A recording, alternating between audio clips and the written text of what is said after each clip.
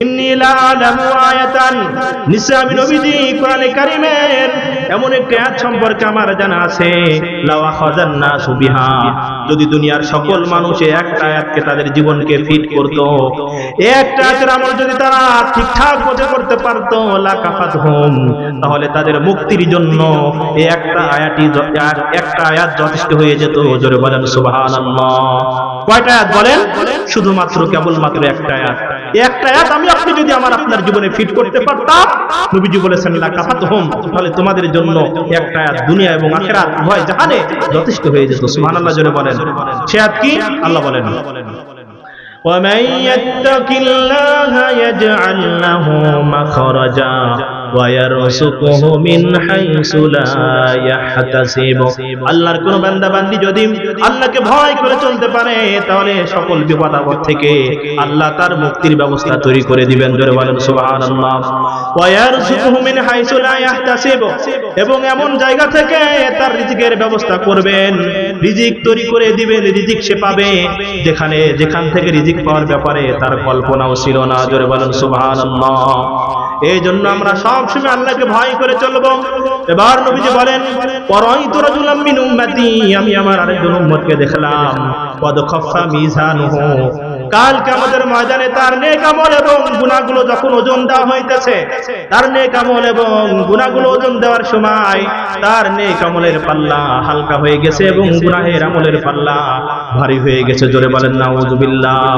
আমার এই উম্মতের এই দুরবস্থা দেখার পরে আমার উম্মতের একটা আমল ছিল, ফাজাআতু আফরাতুহু, আমার দুনিয়াতে এই উম্মতের ভালো কিছু গুণ ছিল, ভালো কিছু স্বভাব ছিল।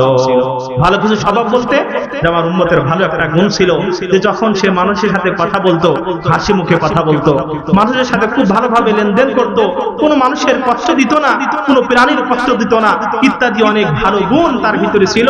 তো এই সমস্ত ভালো গুণগুলা, সৎ স্বভাবগুলা তার কাছে আসলো, আসার সাথে সাথে ফাসাকুলু মিজানুহু, তার গুনাহের পাল্লা হালকা হয়ে তার নেকির পাল্লা ভারী হয়ে গেল। জোরে বলেন সুবহানাল্লাহ বিহামদিহি। তাহলে এই সমস্ত ছোট ছোট আমল আমাদের ছাড়া যাবে? বলেন, যত ছোট ছোট আমল আছে, কোন ছোট আমলকে ছোট মনে করে ছাড়া যাবে না, কোন গুনাহকে ছোট মনে করে করা যাবে না। ঠিক কিনা? জোরে বলেন। খুব সংক্ষিপ্ত সময়ের ভিতরে আমি আমার আলোচনা শেষ করে দিব। সম্মানিত হাজিরিন, এবার নবী সাল্লাল্লাহু আলাইহি ওয়াসাল্লাম বলেন, ওয়ারাইতু রাজুলাম মিন উম্মতি, আমি আমার আরেকজন উম্মতকে দেখলাম, কয়মানালা শাফিরি জাহান্নাম, যে জাহান্নামের কিনারায় দাঁড়িয়ে আছে, এখনই সে জাহান্নামের ভিতরে পতিত হবে, জাহান্নামের ভিতরে সে লিপ্ত হয়ে পড়বে।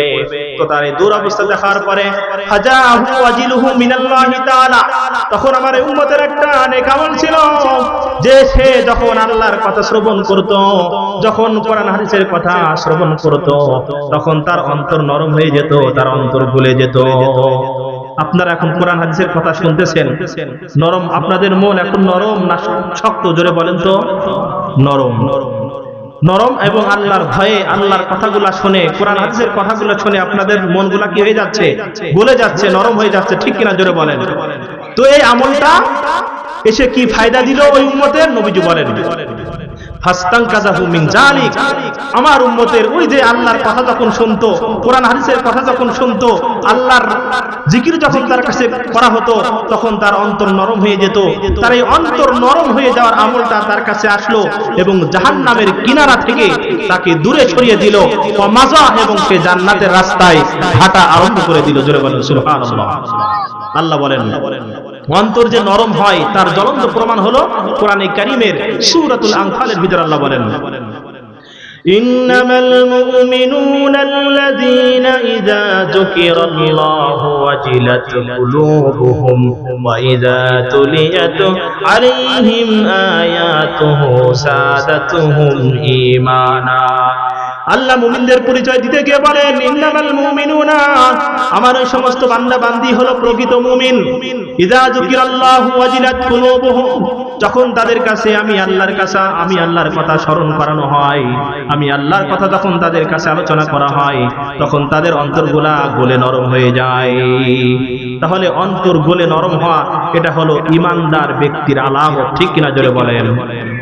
ওয়াইদা তুলিয়াত আলাইহিম আয়াতুহু যাদাতুহুম ঈমানা। এবং মুমিনদের অন্য আরেকটা বৈশিষ্ট্য হলো যখন কোরআনে কারীমের আয়াত তাদের কাছে তেলাওয়াত করা হয় তখন তাদের ঈমান বেড়ে যায়। জোরে বলেন সুবহানাল্লাহ। এই জন্য আল্লাহর ভয়ে অন্তর বিগলিত হওয়া এটা অনেক গুরুত্বপূর্ণ একটি আমল।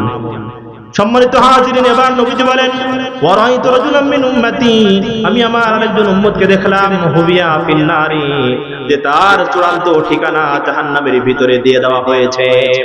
আল্লাহর পক্ষ থেকে বিচার কার্য শেষ করার পরে তার ঠিকানা জাহান্নামের ভিতরে বরাদ্দ দেওয়া হয়েছে। তো বরাদ্দ দেওয়ার পরে দুনিয়াতে তার একটা নেক আমল ছিল, ফাজাআতুহু দুমুউহুল্লাতী বাকা মিন খাশিয়াতিল্লাহি ফিদ দুনিয়া। সে দুনিয়াতে গুনাহ করার পরে আল্লাহর ভয়ে সে ক্রন্দন করেছিল, চোখ দিয়ে পানি ঝরিয়েছিল। তার এই চোখ দিয়ে পানি ঝরানোর আমলটা, তার কান্নার আমলটা তার কাছে আসলো। আসার পরে ফাস্তাখরাজাতহু মিনান নার, তাকে জাহান্নাম থেকে মুক্তি দিয়ে জান্নাতে যাওয়ার ব্যবস্থা করে দিল। সুবহানাল্লাহ বিহামদিহি মান বাকা মিন খাশিয়াতিল্লাহ ফাকাদ হারামাল্লাহু আলাইহিন নার। নবীজি স্পষ্ট বলেছেন, আমার কোন উম্মত, আমার কোন উম্মতি যদি, আল্লাহর কোন বান্দা অথবা বান্দি যদি আল্লাহর ভয়ে সামান্য পরিমাণ চোখের পানি ফেলতে পারে, রব্বে কারীম ওই চোখের উপরে জাহান্নামের আগুনকে হারাম করে দেন। জোরে বলেন সুবহানাল্লাহ বিহামদিহি। সম্মানিত হাজিরিন, ওয়ারাইতু রাজুলাম মিন উম্মতি, আমি আমার আরেকজন উম্মতকে দেখলাম ওয়াইমান আলা সিরাতি, সে পুল সিরাতের উপরে দাঁড়িয়ে আছে। কোথায় দাঁড়িয়ে আছে বলেন? পুল সিরাতের উপরে। যেই পুল সিরাতের রাস্তা পার হয়ে আমাকে আপনাকে জান্নাতে যেতে হবে। নবীজি বলেন, আমার উম্মতকে দেখলাম পুল সিরাতের উপরে সে দাঁড়িয়ে আছে, কিন্তু তার অবস্থা অত্যন্ত শোচনীয়, ভয়াবহ। তার অবস্থা হলো ইয়ারআদু কামা তারআদু সাফাতু, সে পুল সিরাতের উপরে এমন ভাবে কাঁপাকাঁপি করতেছে যেমন ভাবে খেজুরের ডালের ভিতরে যখন বাতাস লাগে খেজুরের ডাল কাঁপাকাঁপি করে, নড়াচড়া করে। ঠিক কিনা জোরে বলেন? খেজুরের ডালের ভিতরে অথবা যে কোনো গাছের ডালের ভিতরে যখন বাতাস লাগে তখন গাছের ডাল কি স্থির থাকে না নড়াচড়া করে? জোরে বলেন তো। নড়াচড়া করে। তো নবীজি বলেন, আমার উম্মত এই পুলসিরাতের রাস্তা পার হওয়ার জন্য পুলসিরাতের উপরে উঠেছে, কিন্তু সেখানে স্থির হয়ে চলতে পারতেছে না। সে ওই খেজুর গাছের ডালের মতো কাঁপাকাঁপি করতেছে, সে সোজা হয়ে দাঁড়াতে পারতেছে না। তো তার এই দুরবস্থা দেখার পরে ফাজাআহু হুসনু জন্নিহি বিল্লাহ, দুনিয়াতে তার একটা আমল ছিল যে সে সব সময় আল্লাহর প্রতি ভালো ধারণা রাখতো। কার প্রতি ভালো না রাখতো বলেন তো? রব্বে কারীমের প্রতি ভালো ধারণা রাখতো। তো আল্লাহর প্রতি ভালো ধারণা রাখার আমলটা তার কাছে আসলো। ফাসাকানা রাআদাতুহু, তো তার এই আমলটা তার কাছে আসার সাথে সাথে তার এই কাঁপাকাঁপি স্থির হয়ে গেল, থেমে গেল। ও মাজা, সে পুল সিরাতের উপরে সুন্দরভাবে চলতে সক্ষম হয়ে গেল। জোরে বলেন সুবহানাল্লাহ বিহামদিহি। তাহলে আল্লাহর প্রতি আমাদের ধারণা খারাপ রাখতে হবে না ভালো রাখতে হবে? জোরে বলেন। আনা ইনদা জান্নি আবদি বি, আল্লাহ বলেন আমার বান্দা আমার প্রতি যেমন ধারণা রাখবে আমি আমার বান্দার সাথে ঠিক তেমন আচরণ করব। ঠিক কিনা জোরে বলেন? এজন্য আল্লাহর প্রতি আমাদের ধারণা সবসময় ভালো রাখতে হবে। বিস্তারিত বলার আমার সুযোগ নাই, টাইম নাই, এজন্য আমি বললাম না। সম্মানিত হাজিরিন, আর মাত্র দুইটি পয়েন্ট আছে হাদিসের ভিতরে। নবীজি সাল্লাল্লাহু আলাইহি ওয়াসাল্লাম বলেন, ওয়ারাইতু রাজুলাম মিন উম্মতি, আমি আমার আরেকজন উম্মতকে দেখলাম ওয়াইমান আলা সিরাতি, যে সে পুল সিরাতের উপরে দাঁড়িয়ে আছে। ইয়াহবু, পুল সিরাতের উপরে আছে। ইয়াহবু আহয়ানান ওয়া ইয়াসফু আহয়ানান, তাকে পুল সিরাতের রাস্তা পার করে জান্নাতে যাওয়ার জন্য তাকে যাইতে বলা হয়েছে, কিন্তু তার যাওয়ার অবস্থা অত্যন্ত গুরুতর। ইয়াহবু আহয়ানান ওয়া ইয়াসফু আহয়ানান, কখনো কখনো সে নিতম্বের উপরে ভর দিয়ে পুল সিরাতের রাস্তার উপরে চলতেছে, আবার কখনো সে হামাগুড়ি দিয়ে দিয়ে সে পুল সিরাতের উপরে চলতেছে। যার নেক আমল ভালো সে তো অত্যন্ত বিজলির গতিতে, বিদ্যুতের গতিতে পুল সিরাতের রাস্তা পার হয়ে জান্নাতে ঢুকে যাবে, কিন্তু যার আমলের অবস্থা খুব বেগতিক, দুর্বল, তার অবস্থা হবে সে নিতম্বের উপরে ভর দিয়ে ছেঁচড়ায়ে হামাগুড়ি দিয়ে সে পুল সিরাতের রাস্তা পার হবে। নবীজি বলেন, আমার উম্মতের অবস্থা দেখলাম যে সে ঠিকঠাক মতো পুল সিরাতের রাস্তা পার হইতে পারতেছে না, কখনো নিতম্বের উপরে ভর দিয়ে ছেঁচড়িয়ে পার হইতেছে, আবার কখনো হামাগুড়ি দিয়ে পার হইতেছে। এই দুরবস্থা দেখার পরে দুনিয়াতে আমার উম্মতের একটা নেক আমল ছিল, ফাজাআতুহু সালাতুহু আলাইয়া, যে সে সকাল সন্ধ্যা সে টাইম পাইলেই আমি নবীজির উপরে দুরূদ শরীফের আমল করত। সুবহানাল্লাহ জোরে বলেন। তো দুরূদের আমল আমার উম্মতের কাছে এসে হাজির হয়ে গেল। ফাআখাযা বিয়াদিহি, এই দুরূদের আমল এসে তার হাত চেপে ধরলো। ফাআকামাতহু, তাকে সুদা করে পুলসিরাতের উপরে দাঁড় করিয়ে দিল। ওয়া মাজা আলা সিরাত, আমার উম্মত তখন এই পুলসিরাতের উপরে ঠিকঠাক মতো পার হতে সক্ষম হয়ে গেল। জোরে বলেন সুবহানাল্লাহি ওয়া বিহামদিহি। এই জন্য দুরূদ শরীফের ফজিলত কম না বেশি? জোরে বলেন অনেক বেশি। নাম্বার শেষ, একদম শেষ নম্বর পয়েন্ট। ওয়ারাইতু রাজুলাম মিন উম্মতি, আমার নবীজি সাল্লাল্লাহু আলাইহি সাল্লাম বলেছেন, আমি আমার আরেকজন উম্মতের দুরবস্থা দেখলাম স্বপ্নের ভিতরে। ইনতাহা ইলা বাবিল জান্নাহ, আমার উম্মত জান্নাতে যাওয়ার জন্য জান্নাতের ফটক পর্যন্ত, জান্নাতের গেট পর্যন্ত চলে যেতে সক্ষম হয়েছে, কিন্তু যখনই আমার এই উম্মত জান্নাতের গেট পর্যন্ত চলে গেল, ফাগুল্লিকাতিল আবওয়াবু দুনাহু, সেখানে যাওয়ার সাথে সাথে দরজার পর্যন্ত আসার সাথে সাথে আমার উম্মতকে জান্নাতের ভিতরে ঢুকতে না দিয়ে জান্নাতের সকল দরজাগুলা তার জন্য বন্ধ করে দেওয়া হলো। জোরে বলেন নাউজুবিল্লাহ। আমার উম্মত সকল ধাপ শেষ করে, সকল স্টেপ অতিক্রম করে সে জান্নাতের গেট পর্যন্ত চলে এসেছে, কিন্তু যখনই জান্নাতের গেট পর্যন্ত আসলো তাকে জান্নাতের ভিতরে ঢুকতে না দিয়ে তার জন্য দরজাগুলা বন্ধ করে দেওয়া হলো। নবীজি বলেন, আমার উম্মত যখন জান্নাতের ভিতরে ঢুকতে পারলো না, তখন আমার উম্মতের একটা আমল ছিল, ফাজাআতুহু শাহাদাতুহু আল্লা ইলাহা ইল্লাল্লাহ। তখন সে দুনিয়ায় থাকতে আল্লাহকে আল্লাহ হিসেবে মেনেছিল, নবীজিকে নবী হিসেবে মেনেছিল, এবং যত বিষয়ের প্রতি ঈমান আনা দরকার সকল বিষয়ের প্রতি ঠিকঠাক মতো ঈমান এনেছিল। তো তার এই কালেমায়ে শাহাদাত, এই বাক্যটা তার কাছে আসলো। আসার সাথে সাথে যখনই তার এই কালেমা শাহাদাত, আশহাদু আল্লা ইলাহা ইল্লাল্লাহ ওয়া আশহাদু আন্না মুহাম্মাদার রাসূলুল্লাহ, এই বাক্যটা যখনই তার কাছে আসলো, মজার ব্যাপার হলো ফাফুতিহাত লাহুল আবওয়াবু, সাথে সাথে জান্নাতের 8 দরজা তার জন্য উন্মুক্ত আর খুলে দেওয়া হলো। জোরে বলেন সুবহানাল্লাহ। ওয়া আদখালাতুহুল জান্নাহ, এবং এই কালেমায়ে শাহাদাতটা তার হাত চেপে ধরে তাকে জান্নাতের ভিতরে ঢুকিয়ে দিল। জোরে বলেন সুবহানাল্লাহি ওয়া বিহামদিহি। এই হাদিসের ভিতরে 18টি পয়েন্ট এখানে উল্লেখ করা হয়েছে এবং 18টি আমলের কথা উল্লেখ করা হয়েছে, যে 18টি আমল আমাকে আপনাকে 18 ধরনের শাস্তি থেকে মুক্তি দিয়ে আল্লাহর জান্নাতে যাওয়ার ফয়সালা করে দিবে। জোরে বলেন সুবহানাল্লাহি ওয়া বিহামদিহি। তাহলে ওই আয়াত করেছিলাম যে আমি আপনি যদি ঈমান আনি, নেক কাজগুলো ঠিকঠাক মতো করি, আল্লাহ ওয়াদা দিয়েছিলেন, ইন্না লা নুযিউ আজরা মান আহসানা আমালা, আমি আমার বান্দা বান্দীদের নেক আমলের প্রতিদানকে নষ্ট করব না, ঠিকঠাক মতো বুঝিয়ে দিব। তো বুঝিয়ে দেওয়ার সেই বাস্তব জ্বলন্ত প্রমাণ হলো নবীজি সাল্লাল্লাহু আলাইহি সাল্লাম কর্তৃক বর্ণনাকৃত এই হাদিস। ঠিক কিনা জোরে বলেন, ঠিক কিনা জোরে বলেন।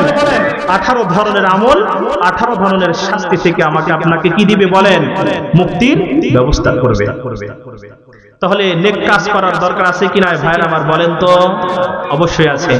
আয়াতের পরে 31 নম্বর যে আয়াতটা আছে, এই আয়াতের আলোচনা করে 5 মিনিটের ভিতরে আমি শেষ করে দিব। আল্লাহ রাব্বুল আলামিন বলেন, আমার বান্দা বান্দীদের নেক আমল আমি নষ্ট করব না, প্রতিদান আমি নষ্ট করব না তাদের জন্য। এই নেক আমলের প্রতিদান স্বরূপ কি দেব আমি আল্লাহ? সেই পুরস্কারের ঘোষণা আল্লাহ রাব্বুল আলামিন 31 নম্বর আয়াতে কারিমার ভিতরে দিয়েছেন। আল্লাহ বলেন, উলাইকা লাহুম জান্নাতু আদনিন তাজরি মিন তাহতিহিমুল আনহার ইউহাল্লাউনা ফিহা আসাবিরা মিন যাহাবিন ওয়া ইয়ালবাসুনা সিয়াবান খুদরা। আল্লাহ রাব্বুল আমিন বলেন, উলাইকা লাহুম জান্নাতু আদনিন, এই সমস্ত ঈমানদার এবং নেক কাজ যারা করবে তাদের জন্য আমি আল্লাহর পক্ষ থেকে চিরস্থায়ী জান্নাত বরাদ্দ দিয়ে দিব। জোরে বলেন সুবহানাল্লাহ। এমন জান্নাত আমি রব্বে কারীম তাদের জন্য বরাদ্দ দিয়ে দিব, তাজরি মিন তাহতিহিমুল আনহার, যে জান্নাতের তলদেশ দিয়ে 4টি নহর এবং ঝর্ণা প্রবাহমান থাকবে। জোরে বলেন সুবহানাল্লাহ। 1 নম্বরে আসানুম মুসাফফা, শস্য মধুর নহর। 2 নম্বরে লাবানুল লাম ইয়াতাগায়্যার তা'আমুহু, দুধের নহর। 3 নম্বরে মিম্মা ইন গায়রি আসিনিন, শস্য পানির নহর। 4 নম্বরে খামরিল লিজ্জাত খামরুল, মদের নহর, মদের ঝর্ণা, খালি 4টি ঝর্ণা থাকবে জান্নাতের ভিতরে। কয়টা বলেন? 4টা। 1 নম্বরে স্বচ্ছ পানির ঝর্ণা, 2 নম্বরে দুধের ঝর্ণা, 3 নম্বরে মদের ঝর্ণা, 4 নম্বরে দুধের ঝর্ণা।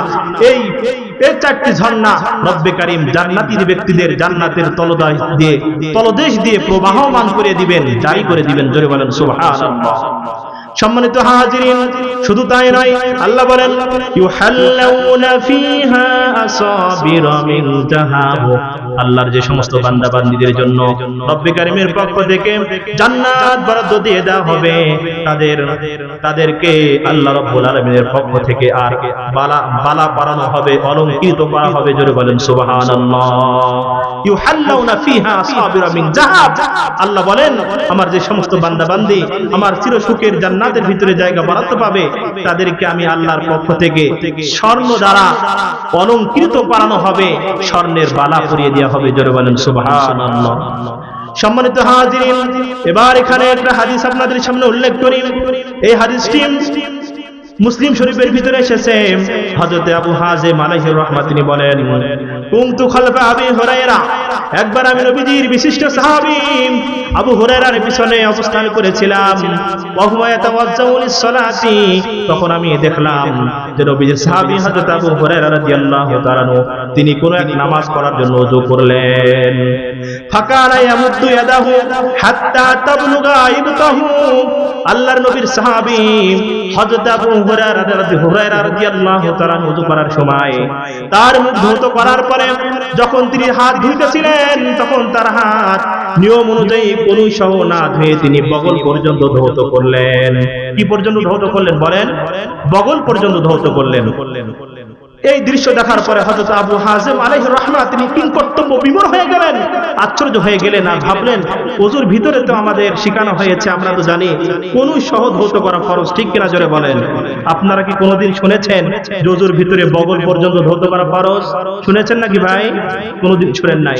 তো আবু হাযিম বলেন আবু হুরায়রা ওযু করতেছেন, তো তার ওযু করার দৃশ্য দেখলাম যে তিনি হাত ধুইতেছেন তার বগল পর্যন্ত। আবু হাযিম বলেন এই দৃশ্য দেখার পরে ফাকুলতু লাহু, আমি নবীজির সাহাবী হযরত আবু হুরায়রা রাদিয়াল্লাহু তাআলা কে প্রশ্ন করলাম আর বললাম, ইয়া আবু হুরায়রা, হে আল্লাহর রাসূলের সাহাবী আবু হুরায়রা, মা হাযাল ওযু, এটা আবার কোন ধরনের ওযু?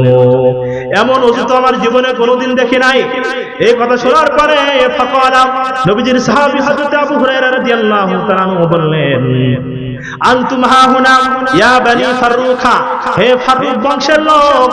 এই আবু হাযিম ছিল ফারুক বংশের লোক, তো তাকে তার বংশের প্রতি লক্ষ্য করে বললেন, হে ফারুক বংশের লোক, আনতুম হাহুনা, তুমি যে এখানে আছো, লাউ আলিমতু আন্নাকুম হাহুনা, আমি আবু হুরায়রা যদি জানতাম তুমি এখানে উপস্থিত আছো, মা তাওয়াজ্জাতু হাযাল উযুওয়া, তাহলে আমি যেভাবে ওযু করলাম এভাবে ওযু করতাম না, অর্থাৎ ওযুর সময় বগল পর্যন্ত ধৌত করতাম না।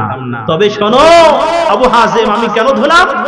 কারণ হলো সামিতু খলিলি সাল্লাল্লাহু আলাইহি ওয়াসাল্লাম, আমি আমার প্রিয় বন্ধু নবীজি মুহাম্মদ রাসূলুল্লাহ সাল্লাল্লাহু আলাইহি ওয়াসাল্লামকে বলতে শুনেছি। নবীজি বলেছেন, তাবলুগুল হিলিয়াতু মিনাল মুমিন, মুমিন বান্দা বান্দির ওই সমস্ত অঙ্গ প্রত্যঙ্গের ভিতরে বালা পরানো হবে, অলংকৃত করানো হবে। ইয়াবলুগুল ওযু, যেই অঙ্গ প্রত্যঙ্গগুলো পর্যন্ত ওযুর পানি পৌঁছেছে। জোরে বলেন সুবহানাল্লাহ বিহামদিহি। ইউহাল্লাউনা ফিহা আসাবিরা মিন যাহাব, আয়াতের ব্যাখ্যা হলো নবীজির এই হাদিস। আল্লাহ বলেছেন যে আমার বান্দা বান্দিকে জান্নাতের ভিতরে স্বর্ণ দ্বারা অলংকৃত করানো হবে, স্বর্ণের বালা পরানো হবে। তো কোথায় বালা পরাবেন? নবীজি বলেছেন ওই সমস্ত অঙ্গ প্রত্যঙ্গের ভিতরে, যে সমস্ত অঙ্গ প্রত্যঙ্গের ভিতরে ওযুর পানি পৌঁছেছে। জোরে বলেন সুবহানাল্লাহ। তবে মাথায় তো আর মাথায় মাসে করতে হয়, তাই বলে কি মাথার ভিতরে অলংকার পরানো হবে না? এখানে তাফসীরের ভিতরে এসেছে মানুষের হাতের ভিতরে, মানুষের এই 2 হাতের ভিতরে আল্লাহ তাআলা জান্নাতি, চাই সে পুরুষ হোক অথবা মহিলা হোক, উভয় জাতিকে আল্লাহ তাআলা স্বর্ণ দ্বারা অলংকৃত করবেন। জোরে বলেন সুবহানাল্লাহ। সম্মানিত হাজিরিন, এই জন্য যত আমল আছে দুনিয়াতে, সকল আমলগুলা আমাকে আপনাকে ঠিকঠাক মতো করার আপ্রাণ প্রচেষ্টা চালাতে হবে। আমরা সকল আমল করতে রাজি আছি তো ইনশাআল্লাহ? সম্মানিত হাজিরিন, এই পর্যন্তই আজকে আলোচনা আপনাদের সামনে রাখলাম। যতটুকু আলোচনা করলাম প্রত্যেকটা কথা আমি কোরআন হাদিসের রেফারেন্স টেনেছি, একটা কথাও কোরআন এবং হাদিসের বাইরে বলি নাই। বলেছি কি বলেন? একটা কথাও বাইরে থেকে বলি নাই। যতটুকু বলেছি আপনাদের ফায়দার জন্য, মা বোন যারা আছে তাদের ফায়দার জন্য বলেছি। কোরআন এবং হাদিস থেকে অন্য কোনো কথা বললে, অন্য ঘটনা বললে মিথ্যার আশঙ্কা থাকে, কিন্তু স্পষ্ট কোরআনের আয়াত, নবীজির পবিত্র জবানের পবিত্র বাণী আপনাদেরকে শুনিয়েছি। এখানে মিথ্যা হওয়ার সামান্যতম লেশমাত্র সম্ভাবনা, ঠিক কিনা জোরে বলেন। আর একটা কথা হলো, ওয়াজ নসিহত করার সময় আমরা শুধুমাত্র আমাদের ভাষায় যদি ওয়াজ করি এটা তো ঠিক আছে, বুঝতে আপনাদের সহজ, কিন্তু সরাসরি কোরআনে কারীমের আয়াত বলে ওয়াজ করা, নবীজি সাল্লাল্লাহু আলাইহি সাল্লাম তার পবিত্র জবান থেকে যে কথাগুলো আরবিতে বলেছেন এগুলা বলে বলে আপনাদেরকে অনুবাদ করে শোনানো, এগুলার ভিতরে কিন্তু অনেক পার্থক্য রয়েছে। শুধু বাংলা বললাম আর আরবি বলে আমি বাংলা বলে বুঝিয়ে দিলাম, এই দুইটার ভিতরে অনেক পার্থক্য রয়েছে। শুধু বাংলা বললে অন্তরের ভিতরে প্রভাব কম হয়, আর যদি আরবি সহ বাংলা বলা হয় তাহলে এর তাসির, এর ক্রিয়া, এর প্রভাব মানুষের অন্তরে বেশি পড়ে, ঠিক কিনা জোরে বলেন। এই জন্য আপনাদের সামনে যতটুকু আলোচনা আমি করেছি কোরআন হাদিস থেকে করেছি। আল্লাহ তাআলা আমাদের সকলকে উক্ত আলোচনার উপরে পরিপূর্ণরূপে আমল করার তৌফিক দান করুক, বলেন আমিন। ওয়া মা আলাইনা ইল্লাল বালাগ।